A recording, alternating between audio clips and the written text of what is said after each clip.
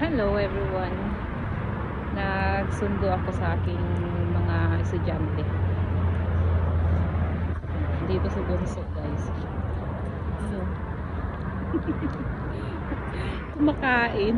Yung baon niya na pancake kaninang umaga. Ngayon niya kakainin kasi may peanut yan, guys. Bawal ang peanut sa school. Lalo na yung yan nga. Kaya ngayon niya kakainin kasi minsan ano. But I did. Did you? But you don't share, right? Dito is ano, yung mga allergies sa nuts, fish. Ayan, naantay ko yung isa kasi duty sa patrol ngayon.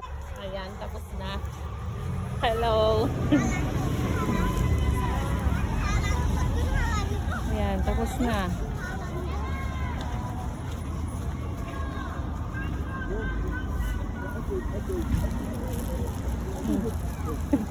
Nakatali ang kanyang gloves kasi ayan, para hindi mawala, pero nawala yung kanyang hook. Hindi niya alam kung saan niya nilagay. Sa bagay, itatabi man nila yung mga gamit ng mga estudyante pag na lost. Hahanapin mo dun sa mga gamit nilang lost and found. Terno ng kanyang gloves. Madali lang hanapin naman.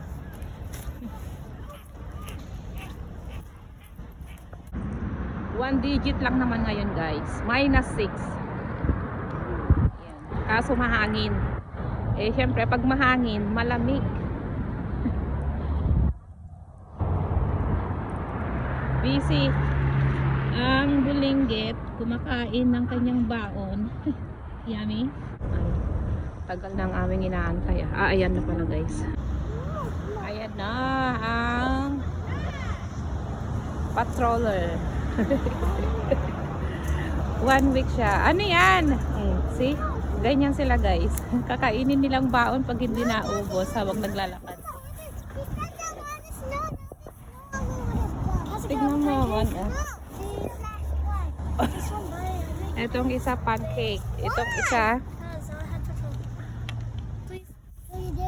clean ba ang hands? Ha? Yeah. Oh my, ngayon pa lang kakainin. I like pizza. I ate one pizza, one bite. No, I already ate all of my pizza. Okay, let's go. Ayan, dumaan kami ng grocery store. Ako ang nagsundo today sa dalawa. Kay ang kanilang ate ay may practice sa basketball. Ayan. Siyempre, pag sinundo mo na akong magsusundo, idadaan ka talaga sa store, guys. Kasi malapit lang sa school lang Asian store. Ayan.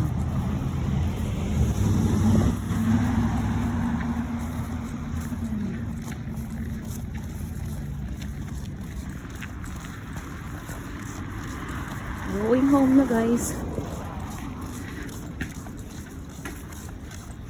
Kailangan hawakan ng kamay kasi mabagal maglakad sa bunso.